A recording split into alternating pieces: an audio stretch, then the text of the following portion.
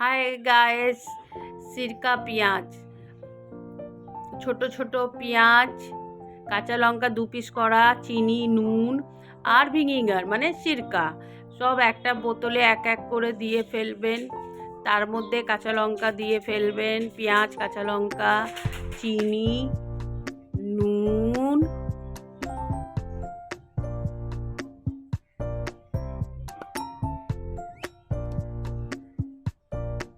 আর সিরকা ভালো করে ডুবো ডুবো করে দিবেন। ভালো করে না হলে একটা বাটিতে দিয়ে ভালো করে নাড়াচাড়া করে সবগুলোকে ভালো করে মিশিয়ে নেবেন সিরকার সাথে। তারপরে একটা বোতলে, প্লাস্টিকের বোতল হোক, কাচের বোতল হোক, যেই হোক ওর মধ্যে দিয়ে দিবেন। দিয়ে 2 দিন স্টোর করবেন, তারপরে ভাতের সাথে খাবেন।